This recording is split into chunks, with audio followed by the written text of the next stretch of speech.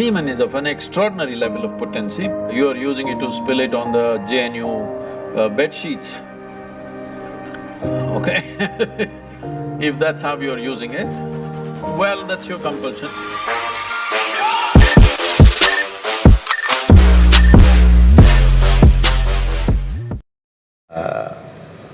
We have a biology, we cannot put it under the carpet, it's there.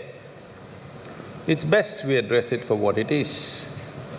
But right now the problem in the world is, because certain religious institutions in the world took this attitude that the very biology of the human being is wrong, because of this, culture started hiding it under the carpet. Well, in this culture we never had it, but after the British came and left, we became more prudish than the British. But before that, if you look at our temples, all the outside temple art is all pornographic, if that's what you want to call it. But we don't call it pornographic, we are only talking about the various dimensions of human biology. Because we don't see it as wrong, but we see it as the periphery of life. If you stay there only, you will stay on the physical dimension forever, you will not explore anything else. So in the temple, always it's the periphery. You are supposed to look at that and understand it's the periphery of life and try to make an attempt to go deeper, but at the same time not to be in denial of it. Not to glorify it or not to be in denial of it is the most important thing.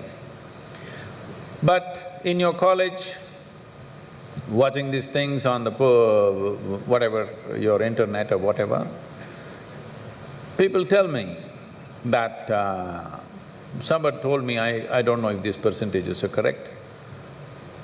When I was asking, what is the content? I was trying to understand the internet and its content, what is the real content on the internet? They're telling me, you should know, they're telling me 70% of the content on the internet is pornography. Is it so? Is it so? You must be the expert.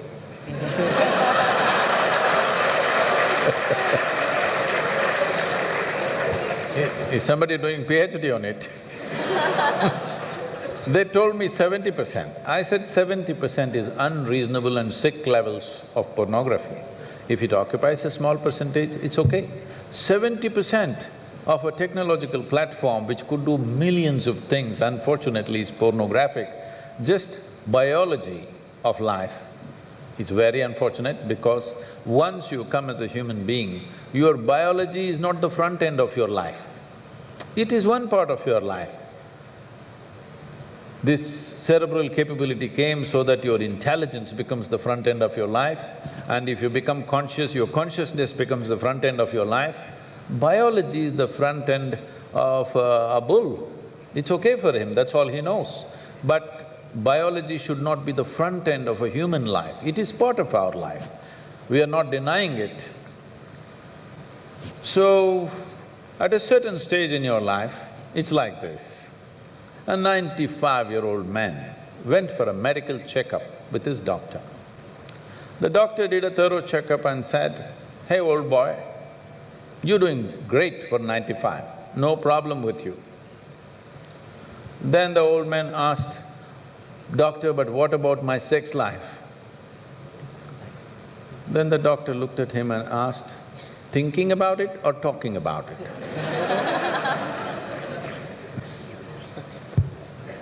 So at different stages of life, there are some times you only think about it and talk about it, there are some times you indulge in it. These are passing phases of life. How much of it is needed for you, you are the best judge.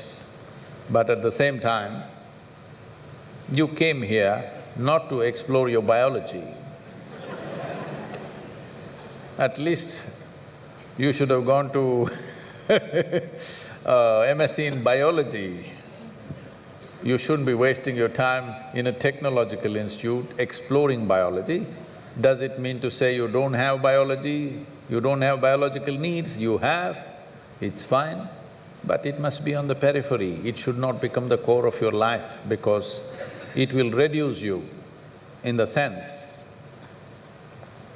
A creature which was purely biological evolved into a place which has an intelligence of its own beyond its biology. See, animal intelligence works for its biology alone. How to get its food, how to get its mate, this is all its entire life is. If human intelligence also functions like that, you are bellying the evolutionary process. You are seeing how to go back, take the evolutionary process backward, not necessary.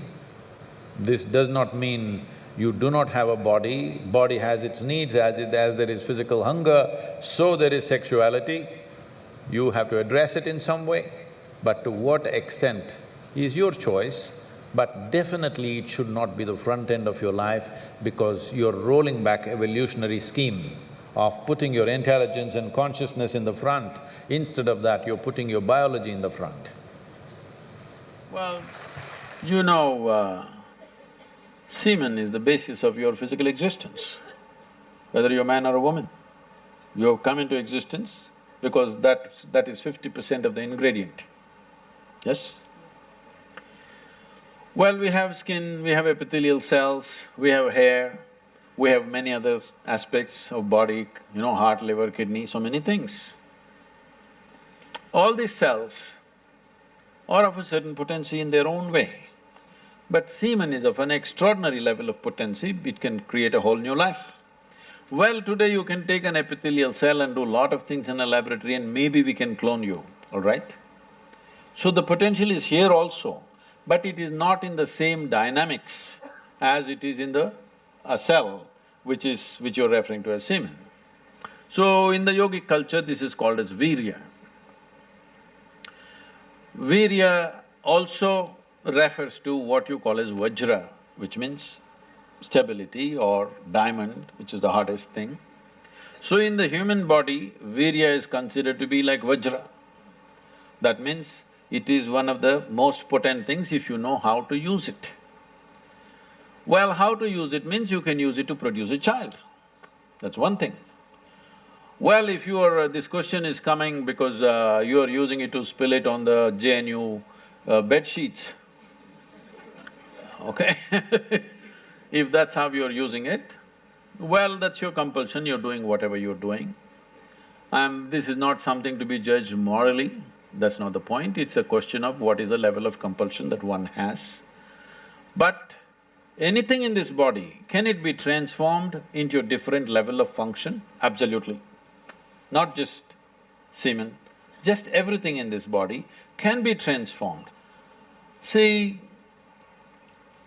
suppose I give you all soup-making ingredients, same soup-making ingredients to every one of you. Do you believe all of you will produce the same soup? No. You will produce 500 varieties of soups, those same ingredients. That's all that's happened with us right now. All of us are fundamentally same ingredients, but see how different each one of us are. Different soups.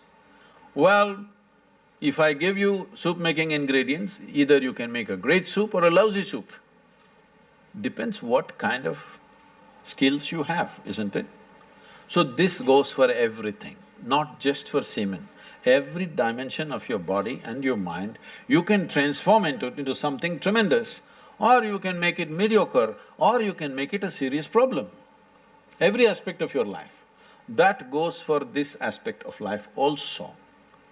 This same energy, see, people are making it literal translations, but if you want to produce a certain, let's say epithelial cells, how much energy the body spends on it? And if you want to produce a cell which you call a semen, how much energy body spends is very different. This can be scientifically established. So, when you're investing so much energy in that, obviously it has a potency if you know how to explore. But are you competent to explore? Are you capable of exploring? Do you have the necessary sadhana and guidance to do that? That's a big question mark.